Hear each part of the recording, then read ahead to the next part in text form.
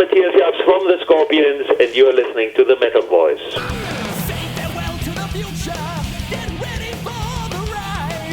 We're going down to hell tonight, so strap yourself inside. There's a glaring contradiction in your world that's made of glass. Something small can shatter it and nail you to the past. The road beneath your wheels, the madness that you feel. Oh, you will pay with your life. Welcome to the Metal Voice. Today on the show, the legendary Scorpions guitarist Matthias Jabs. Good day. Hello, how are you? All right, let's get right into it. 50 years. 50 years, 50th anniversary tour happening. I mean, it sounds fantastic. Rudolph, though, is the one to blame. He founded the band in 1965 when he was still going to school, and called it the Scorpions. And obviously, you know, the members have changed over the years.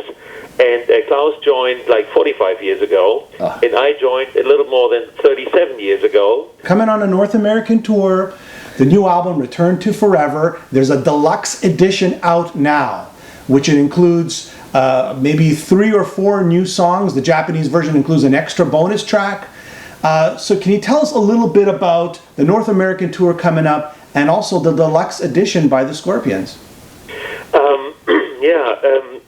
The deluxe edition, if I get that right, is supposed to have all the tracks we released. There should be 19, at least that's what I heard. Yeah. Because here in Europe, the album was released a bit earlier, like in springtime, and it had like various bonus tracks for various countries, and Japan always gets one, but the American version should now have 19 tracks, if I'm not mistaken, and this is all we recorded for this album, Return to Forever, and that's quite a lot, I think. We started in 2012.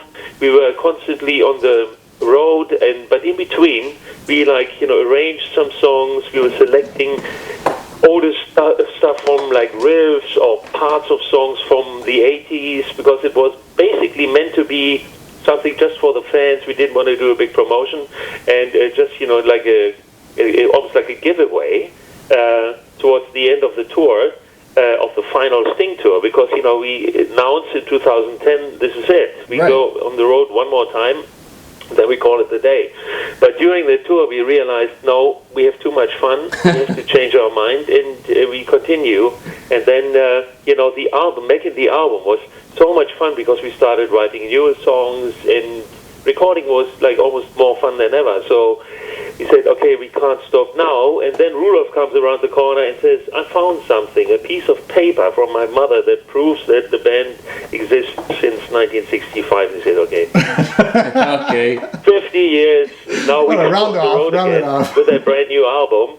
And so I would say that in a nutshell, that it's like 50% new material and 50% older material, but re-recorded. So we never used anything from the 80s. We just took the ideas and re-recorded them. Matthias, going back in time, what was your first audition like? I mean, can you tell us about that? I mean, it was during the Love Drive era. What was it like? Yearly John Roth, Michael Schenker. I mean, you had to fill in these big shoes, massive shoes. Yes, absolutely. What was your audition like? I mean, I am from the same area, a bit outside of Hanover, Germany, like Uli. And I went with his younger brother. I went to school, and with him we started teaching ourselves guitar. We are all self-taught. And so I knew Uli long time before he ever got to meet the Scorpions. And so he gave me the hint already that he would be leaving the band. And like everybody in our area, he said, okay, you're going to be the next guy with the Scorpions. But they went to audition. The number varies between 130 and 140 guitar players in London. Wow. Herman had just joined, and he used to live in London, and he knew a lot of people, and Germany didn't have that many guitarists to offer, I guess. So they went to London, but I didn't know that at the time. And then Rudolph called me and said I would like to have a jam session with them. So he didn't call it audition. And so I just went into the rehearsal room, and we played a couple of Scorpion songs, and a couple of days later, I got the call, and they said, okay, you're the new guy. And I didn't even know it was about that. So, I wasn't that nervous, and that was in June 1978. Wow. Your soulfulness, you got a fluidity to your playing that is very hard to find. You're very unique in your playing style. Who are some of your influences? I mean, when I, taught myself, so to speak, I just listened to guitars, usually on half speed with an old turntable, and so it sounded like woo. I remember those days. So that kind of stuff. And I listened a lot to Johnny Winter. Oh, yeah. That's probably where the bluesy influence comes from. And I listened to Jimi Hendrix, but never in the way like Uli did, like copying him. I just, I like the vibe, and I like the the phrasing and all that. I just, played with it. So, but he's probably the biggest influence, and I listen to, all the Jeff Beck and Eric Clapton from Cream. I love Cream, and, all the great guitar players from that era, and also to, Ritchie Blackmore, Deep Purple and rock when that came out.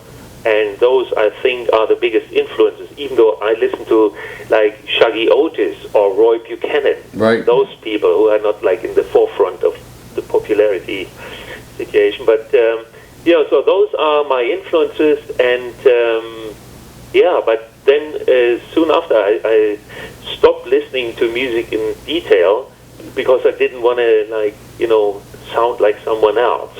And you don't. So I turned the music off, and I always do that too when we record and when we're in the studio or writing. I never listen to any other music, so that I'm not influenced in it. You couldn't say, okay, he sounds like, which is, very often the case, because naturally every guitar player or all the musicians are listening to the other guys too. And, right. You can hear that sometimes. Matthias, for me, Animal Magnetism and Blackout have to be your two best albums in regards to lead guitar, especially Blackout.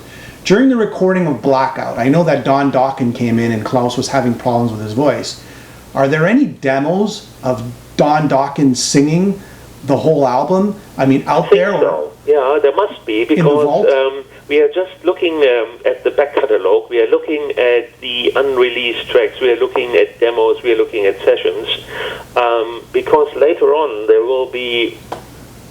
Maybe that doesn't go for North America, but in the rest of the world, Dieter Dirks, our producer, he had the rights for all our back catalog from the late 70s till Savage Amusement, late 80s, wow. And he just didn't follow that through. So you couldn't really buy those albums the last 10 years. And now BMG Rights bought the whole catalog, and now they want to re-release it, and because of that, they want, enhance it by releasing stuff that nobody has ever heard before. And even we can't remember sometimes, and there is some interesting stuff. We didn't really, in particular, look for Don Dokken's voice, but since they have everything, there must be something. He was singing backing vocals on You Give Me All I Need on that Blackout album, and he was helping out so that we had a vocal on the tape, because Klaus was gone for 6 months. And the good thing though was that we had the chance to take care of the arrangements and had time to record finally. We said never say never, because the last tour was supposed to be the last tour. You had too much fun. You're doing this tour. We're very happy to have you out touring. But after 50 years, how do you make the set list for this specific tour? Oh, we have a pretty new set list. We have obviously songs from the new album. The opening song is Going Out with a Bang, on the new album. Yeah. And then we have We Built This House. We have Eye of the Storm, for example, in a different version, in an acoustic version, which is very nice. Oh, great song. And so obviously we have to play all the hits, like The Zoo, and Rock You Like the Hurricane, Still Loving You, No One Like You, and Blackout, of course, Dynamite. And so we have lots of stuff from Love Drive, Animal Magnetism, Blackout, and Love at First Sting. Okay. And Crazy World, we play the title track again, and Wind of Change is also a must-do. That's a must-do, I would say, yes. Yeah. And so we have like lots of new stuff, but all the classics. It's a very good set list. What about the Yuli John Roth era? Are you going to play a couple of tracks from that era, perhaps? Yes, we do a medley from like 4 or 5 songs. So we have like Steamrock Fever, Speedy's Coming, Top of the Bill. What else do we have? I'm missing one here. Anyway, we do a medley of all the 70s music. Oh, great. So where Uli played. Are you playing Lonesome Crow? Anything from Lonesome Crow? I'm anxious. Yeah. In search of peace of mind. Maybe on a day off. Sound check. No, please. Actually, we played this one song, I think it's called In Search of Peace of Mind. Yes, it's a good song. When we played in Rockin, like in 2006, and had Michael and Uli also on stage. Oh, okay. So then we played that song, and we played We'll Burn the Sky with Uli, and so we've done that before. That's very nice. Okay, which guitar solo are you most proud of? Out of your complete history of the catalog, what guitar solo are you most proud of? Oh. From Matt. Okay, spontaneous. I don't take the obvious now, but I would say the guitar solo for Hit Between the Eyes on from Crazy World. Perfect. Okay. So there you have it. Matthias Jabs, the Scorpions' new album. Go get it now. Return to Forever. 50th anniversary tour. Make sure you get your tickets. Get out there and see the Scorpions, a great live band covering all the hits and the new stuff off the new album. There you go. Exactly. Thank you for being on our show, Matthias.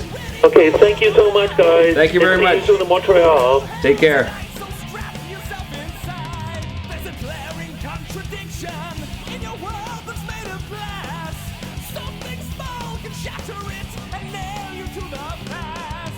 Roll beneath your wheels, the madness that you feel.